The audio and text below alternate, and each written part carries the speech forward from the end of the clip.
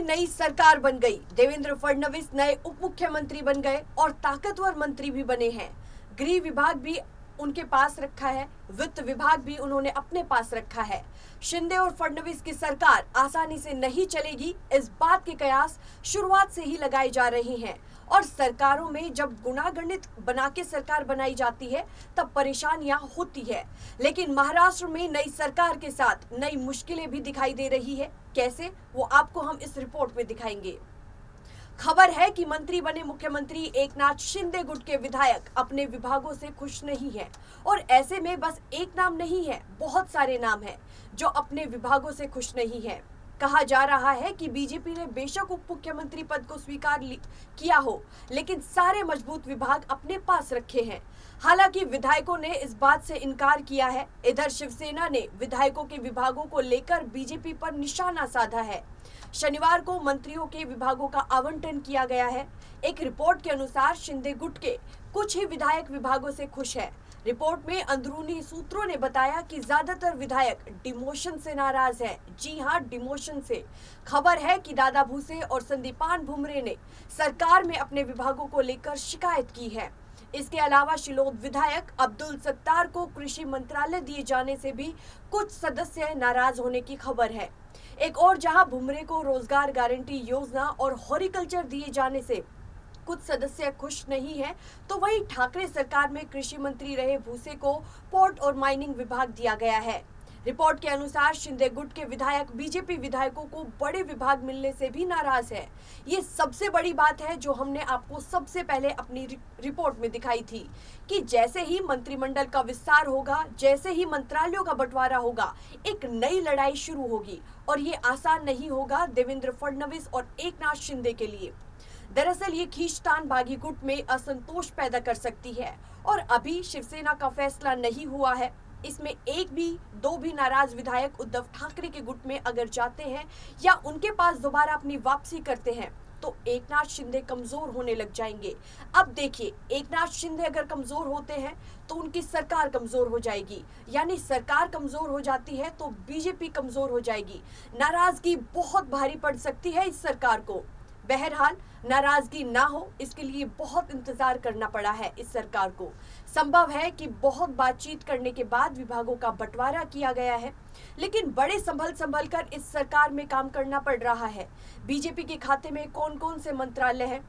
वित्त है, गृह है, राजस्व है, ग्रामीण विकास है, पर्यावरण है, पर्यटक विभाग है। ये तमाम विभाग है बीजेपी के पास। शिवसेना के मुखपत्र सामना में विभागों के आवंटन पर भी सवाल उठाए गए। शिवसेना के लिए ये बड़ा मौका है, उद्धव ठाकरे के लिए ये बड़ा मौका है, क्योंकि वो लगातार इस बात पर हमला करना चाहते हैं, वो इन चीजों को सामने रखना चाहते हैं। लेकिन असल में इस असंतोष का फायदा किसे होगा? उद्धव ठाकरे को होगा। पार्टी का कहना है कि बीजेपी ने शिंदे गुट के विधायकों का मजाक बना दिया है। लेख में दावा किया गया है कि बीजेपी ने सभी बड़े मंत्रालय अपने हिस्से में कर लिए हैं। हालांकि भुमरे और भूसे ने नाराजगी की बात से इनकार कर दिया है। लेकिन बीजेपी के प्रदेश अध्यक्ष चंद्रशेखर बावनकुले ने सामना में की गई आलोचना पर अब सवाल खड़े कर दिए हैं। इधर मुख्यमंत्री शिंदे का कहना है कि विभाग जरूरी नहीं है, काम और जिम्मेदारी जरूरी है। व्यक्ति को आवंटित किए गए विभागों के साथ न्याय करना चाहिए। एक मंत्री केवल अपने विभाग ही नहीं बल्कि पूरे राज्य का मुखिया होता है। पूरे राज्य के विकास के लिए काम करना उसकी जिम्मेदारी होती है। यानी कि कुल मिलाकर विरोधियों की भविष्यवाणी यहाँ सच होती नजर आ रही है कि ये सरकार अपनी अंतर्कलह से जूझ रही है और अगर ऐसा चलता रहा तो सरकार गिर भी जाएगी।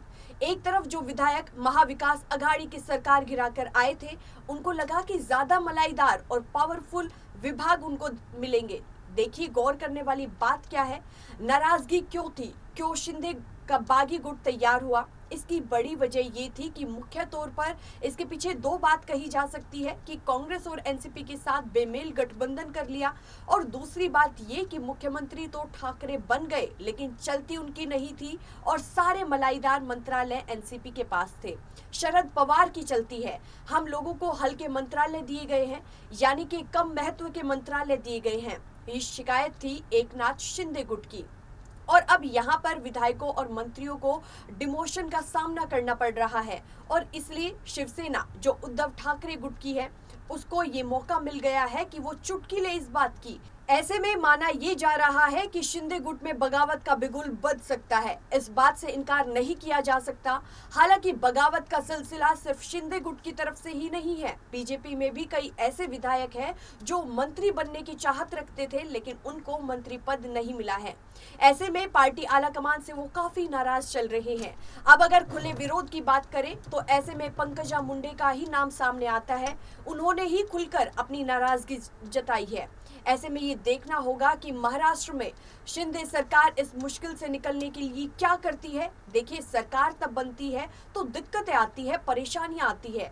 ऐसा नहीं है कि उद्धव ठाकरे को उठापटक नहीं करनी पड़ी थी या फिर बीजेपी में दिक्कतें नहीं आई, लेकिन यहाँ पर मामला कुछ और अलग है, क्योंकि यहाँ लड़ाई दो मोर्चों पर चल रही है और ये स्थिति कम जगहों पर बनती है कि आपको पार्टी भी बचानी है, अभी अपने अस्तित्व की भी रक्षा करनी है, विधायकों की योग्यता और अयोग्यता पर फैसला होना है और साथ ही सरकार को बचाए रखना है, सरकार को भी चलाए रखना है। ये इसलिए जरूरी हो जाता है क्योंकि यहाँ पर नाराजगी शिंदे को बहुत भारी पड़ सकती है। कोई और मौका हो या फिर सरकार चलाने की बात हो तो फिर विधायकों को, मंत्रियों को समझाया जा सकता है और मंत्री मंडल को लेकर या विभागों के बंटवारों को लेकर जितनी भी बातें कही जा रही है वो इस और इशारा कर रही है कि इस बात से इनकार नहीं किया जा सकता कि शिंदे और देवेंद्र में सब कुछ ठीक नहीं चल रहा है।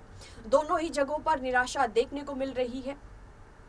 फिलहाल के लिए इस रिपोर्ट में इतना ही, लेकिन देश और दुनिया से जुड़ी तमाम बड़ी खबरों को देखने के लिए देखते रहिए Next 9 न्यूज।